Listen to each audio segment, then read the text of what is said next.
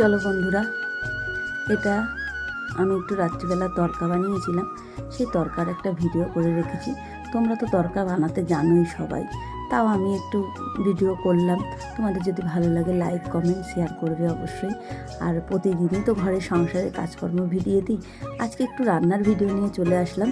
তোমরা সব কেমন আছো? ভালো আছো? আশা করি সবাই ভালো আছো, যে যেখানে আছো সুস্থ আছো। রাখির ছোট্ট সংসারে সবাইকে স্বাগত জানালাম বন্ধুরা। আর বড়দের প্রণাম জানালাম, ছোটোদের বুক ভরা ভালোবাসা জানিয়ে এই ভিডিওটা আমি শুরু করলাম। ভালো লাগলে একটু লাইক কমেন্ট শেয়ার তো অবশ্যই করবে বন্ধুরা। আর নতুন যারা আসছো তারা আমার পাশে চ্যানেলটা সাবস্ক্রাইব করে আমার পাশে থেকে যেও। আর আমার সংসারটা তো আর ছোট নেই, আস্তে আস্তে বড় হয়ে যাচ্ছে, কিন্তু যেহেতু আমি তো নাম দিয়েছিলাম সেটাকেই আমাকে বলতে হবে। আর চলো, বক বক করতে করতে দেখো আমি একটু রসুন কুচি আর একটু পেঁয়াজ কুচি দিয়ে দিলাম তেলের উপরে। আমি ঘরে থাকা যেগুলো জিনিসপত্র ছিল সেগুলো দিয়েই করেছি, আমি এক্সট্রা কিছু করেছি। তো দেখে নাও যে, আর তড়কা তো সবাই বানাতে জানো, তাহলেও আমি আমার মতন করে বানিয়েছি, আমি যেরকম বানাই। তার মধ্যে দিইনি, যেহেতু আমার কাছে তড়কা মশলাটা ছিল না, আমি সেটা দিইনি। আর আমি একটু কী বলে ওটা,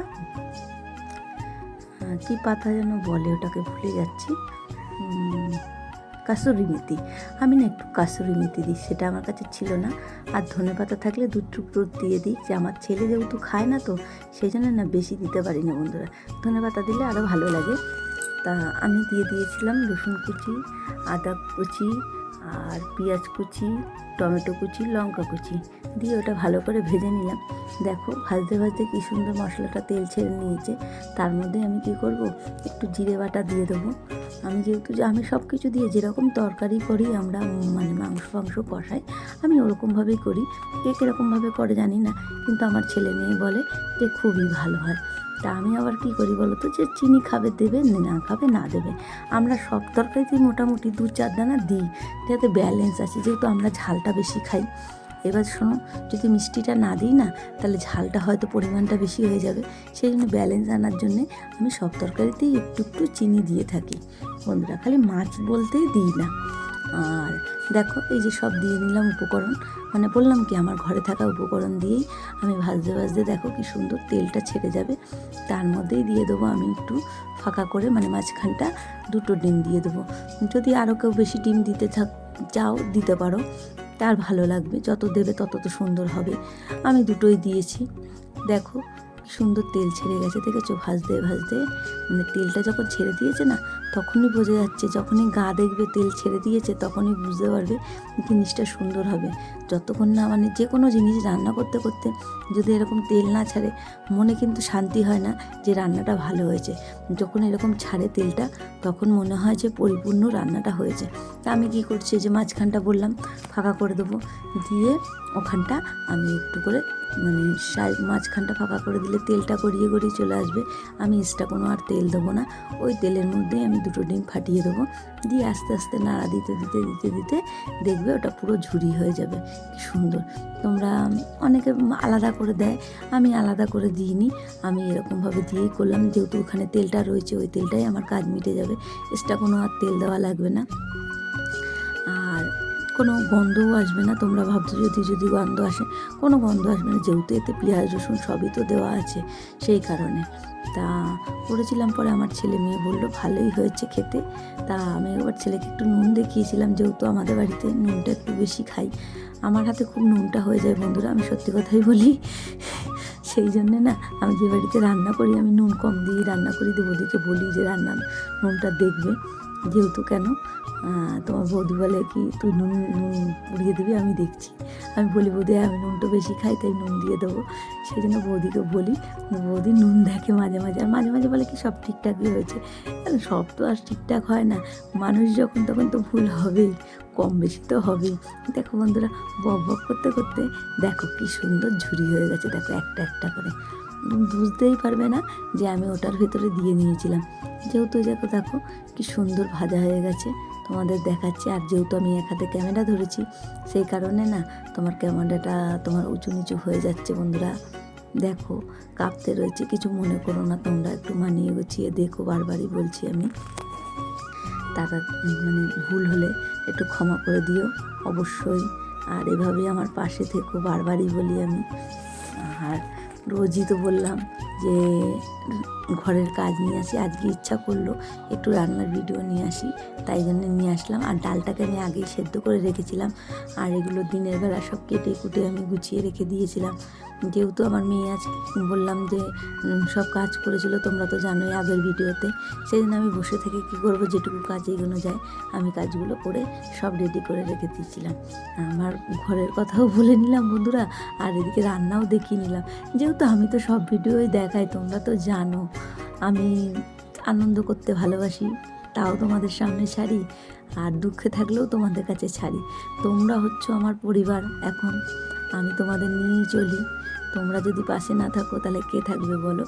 তোমাদের পাশে পেয়ে আমি খুব খুশি, মানে বললাম না, মানে তোমাদের কাছে তোমাদের সঙ্গে ভিডিও না ছাড়তে পারলে আমার মানে মনের মধ্যে ছটফট ছটফট করে।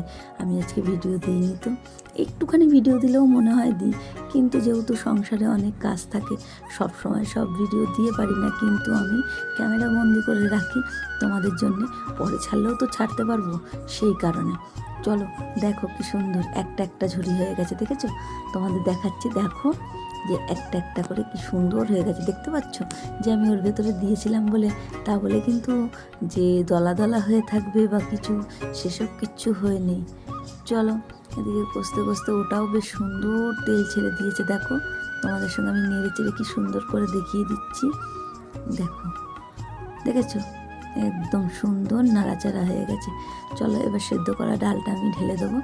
এই যে সেদ্ধ করে রেখেছিলাম, তা যেহেতু আমি দিনে সেদ্ধ করেছিলাম, ডাল না সেদ্ধ করলে অনেক সময় নষ্ট হয়ে যায়, আমি কি করেছিলাম ফ্রিজে তুলে রেখে দিয়েছিলাম।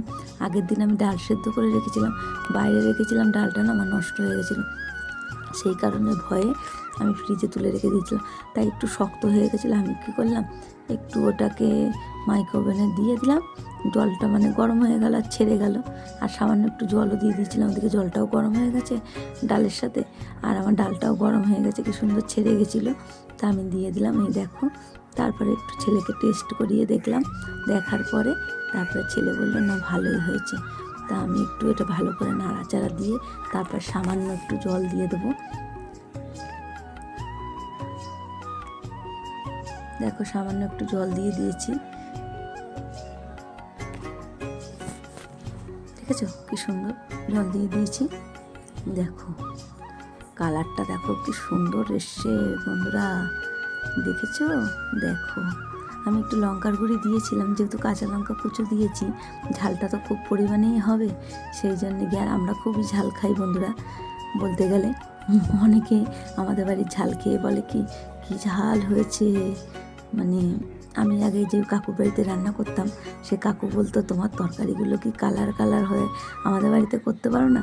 আমি বলতাম কাকু আমি যদি এরকম লঙ্কা দিই আপনি খেয়ে লাভ হবেন, এরকম বলতাম।